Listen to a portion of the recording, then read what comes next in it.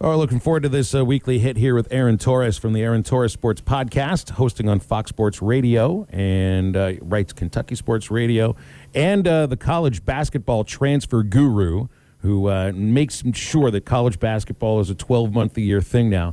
AT, how's your Friday? Are you on Fox Sports later on today? Is that what's going on with the Final Four this weekend?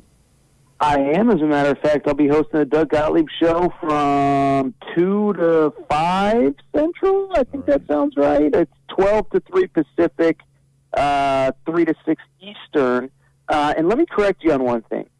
Eric Musselman is turning college basketball into a 12-year sport. I'm just trying to keep tabs on what that man is doing. Don't put this all on me, Phil Elson.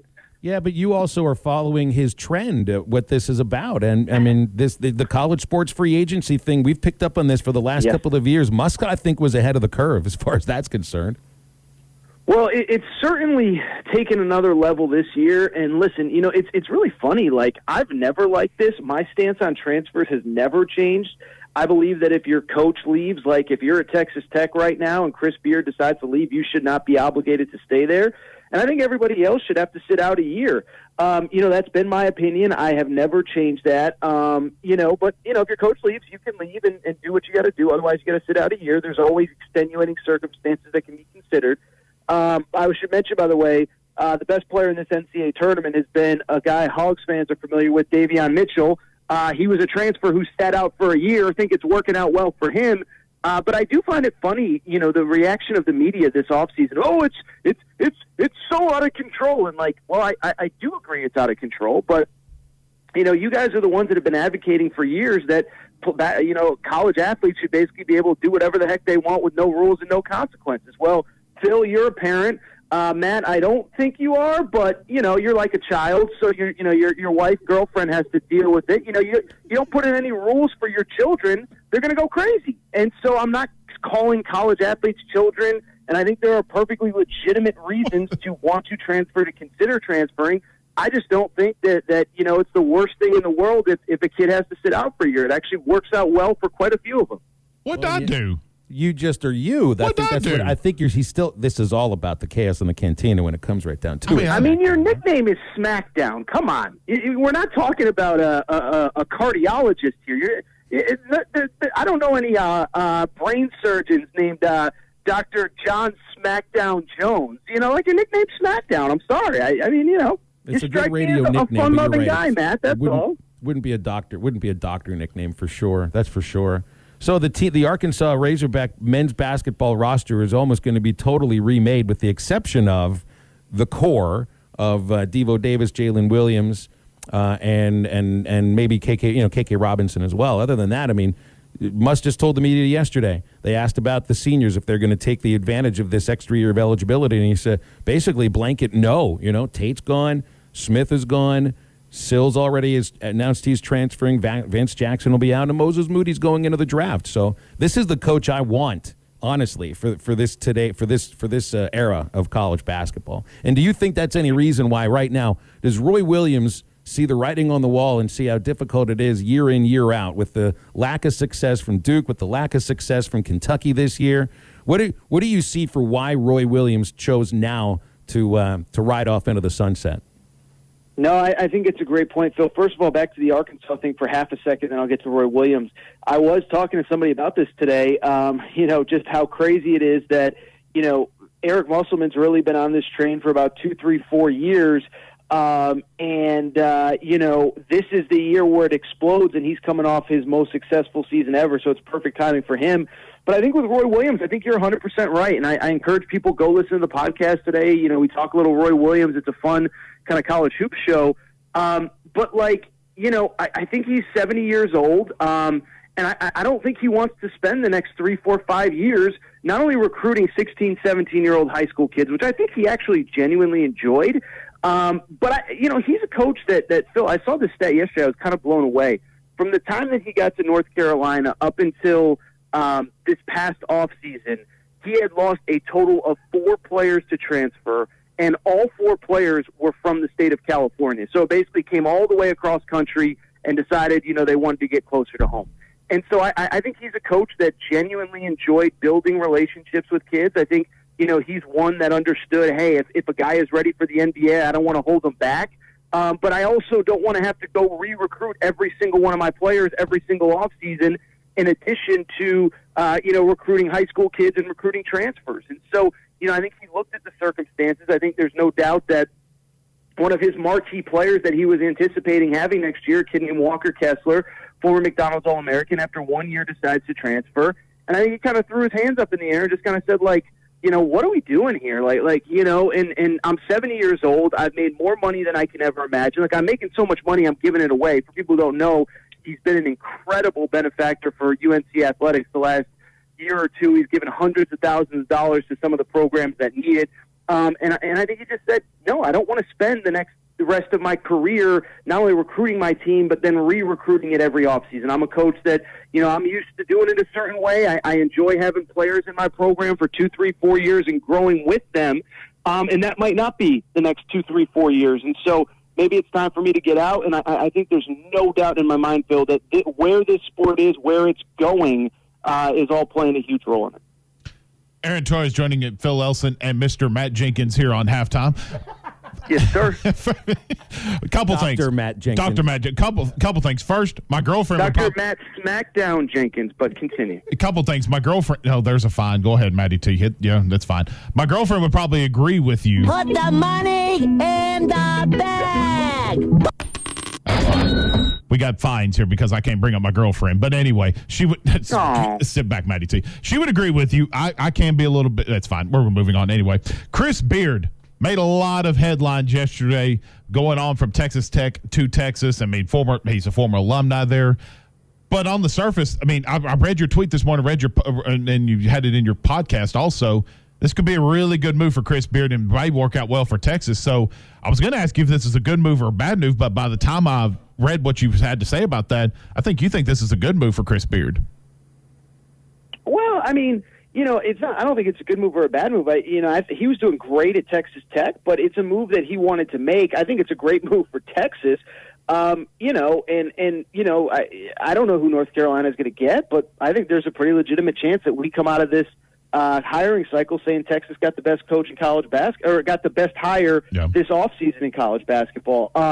And so, to me, every guy and girl has to do what's best for them.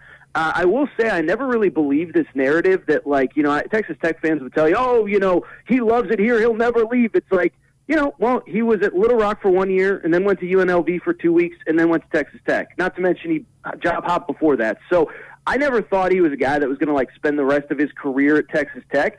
But I will tell you, Matt, the amount of coaches that go within the conference to another job, is very rare. I know Houston Nutt did it a million years ago, but he was kind of already on the outs at Arkansas, and I don't think Arkansas fans were that upset to see him do it. But a coach at the peak of his powers doing it in the same conference, I don't really remember very many examples of it. So to me, that was the crazy part, Matt, is just the idea that, you're going to have to go into Lubbock once a year, every year, as long as you're at Texas, and you're going to get booed. I'll tell you, I do think in a weird way it's good for college basketball. I think that first, Beard game at Texas Tech is going to be incredible. I think a lot of his players may potentially be following him to Texas, which could lead to kind of more drama and intrigue. But, yeah, I mean, I think it's obviously a great move for Texas, for University of Texas, excuse me. Now we'll see what the next step is for Texas Tech. Couple more headlines. Want to get your opinion on before we let you go here. Before we came on the air, Bill Self signed a lifetime contract with Kansas. Did Kansas just happen to forget about this whole FBI investigation that's been happening with Kansas right now? Well, no. What's going on is your old buddy Jeff Long got fired as the AD a few weeks ago because he hired Les Miles, the creep. And, they don't have an AD right now. And what I think actually happened, and of course I'm the only one commenting on this, is that the athletic department is basically being run by boosters right now. I'm not even kidding. Pete Thamel put out a tweet a few weeks ago that literally the guy that's in charge of the athletic department is one of the biggest boosters in the program. And so I wonder if this was a little booster magic here where, they tried to sneak this in the side door without anybody knowing before they hire a real AD, before the adults come back to come over to the kids' table and break the party up. But, look, man, it's unbelievable. And, this is a stance that I've had from the beginning. I don't really care all that much about rule breaking. I do think if you break rules, you have to be punished. But, the coverage of Bill Self versus the coverage of Will Wade and Sean Miller when they're all basically accused of doing the same thing is absolutely unbelievable to me. It's even unbelievable in the sense that when I say, they're accused of doing the same thing, I don't think most people listening realize that. I think they put Will Wade and Sean Miller into a different category than Bill Self, and it really is the same category. So it's been crazy to see how this is covered. Obviously, look, I'm not going to lie and say I wasn't shocked. I was shocked when this news came down, but you read the headlines, it really is kind of crazy. It really is. Last thing, a little bit of Razorback news. Adaius Toney transferring from Pittsburgh, heading down to the Razorbacks. What is Arkansas getting with this kid? Because I think you got a good one here, kind of a 6'6" combo guard forward that can do a little bit of everything for this team. No, I like it a lot. I like it a lot. The only thing is he's not a great shooter, but he's a slasher. He's a power wing. He's got an NBA body. Going to be a great defender for them. And, the most important thing, and, he's done it at the high major level. There's not, and no disrespect to these kids, but, I think Jalen Tate, it took him a while to kind of, wrap his arms around, hey, I'm in the SEC now, I got to step up my game. And he did. He was incredible by the end of the year. But there's going to be he's going to step in right away, be able to be a starter, be able to be a contributor. Like Phil said, I think we all assume that Devo Davis is one of the few certainties that he'll be back next year. And I think that'll be a really, really solid starting backcourt for the Hogs. So I'm really excited to see him in a Razorbacks uniform. I know it had been kind of speculated for a few days that it was going to happen. It becomes official. The chaos has begun. Obviously, Phil referenced it a minute ago. We're sorry to see Desi Sills go.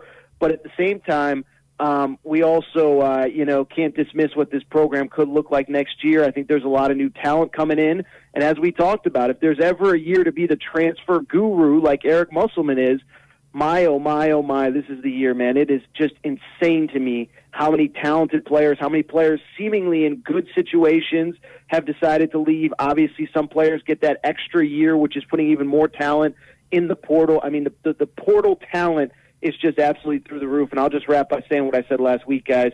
Coach Muss and everybody almost has to be too picky because there are so many talented players that are entering this thing. AT, we've got about a minute left here, and got to get a thought on the Final Four. So I just don't see UCLA upsetting Gonzaga. I could see Houston hanging with Baylor for a while. I like their length. I like how they crash the boards. But I still look at Baylor and Gonzaga in the national championship. What are you thinking? I feel pretty similar, Phil. UCLA, I'll be honest, I picked Alabama to beat them. They didn't. I picked Michigan to beat them. They didn't. And so, look, I've been wrong on them twice, but I also look at a team that scored 51 points in the Elite Eight game over Michigan. They played incredible defense, but they scored 51 points. Johnny Juzang had over half of them. He had 28 points. I don't see any team, if you don't score 51, you're not going to be able to beat Gonzaga scoring 51. You're probably not going to be able to beat Gonzaga scoring 71. So I do like Gonzaga in that game. The second game, I'm with you, Phil. I think it's close early. I do like Baylor to pull away late. The thing that Arkansas fans can appreciate, just because Baylor is small doesn't mean that they're not physical. Mm-hmm. And I think they can handle the physical nature of what Houston does well. And I do think they pull away, and I think we get the championship game that we've been waiting, basically since December for. Baylor, Gonzaga, 1-2 for most of the year, and we will see if we get that on Monday, but I do expect it to be on Monday, yep. Has been a crash course, that's for sure. Aaron, appreciate you, man. We'll be talking about it Friday next week. Have a great week. All right, guys. We will talk soon. Thank you. You got it. Aaron Torres from the Aaron Torres Sports Podcast. Make sure you download it anywhere you get your podcasts. Always very entertaining and highly opinionated. And he's here on Fridays with us on Halftime. Largemouth bass right now spawning at ponds and lakes all over Arkansas and Oklahoma. So you need the Yum Dinger in your tackle box in order to catch these bass. They're made in Fort Smith by Pradco Outdoor Fishing Lures. 3-inch, 4-inch, 5-inch, and 6-inch sizes. And wacky rigging the 5-inch model can't be beat for spawning bass.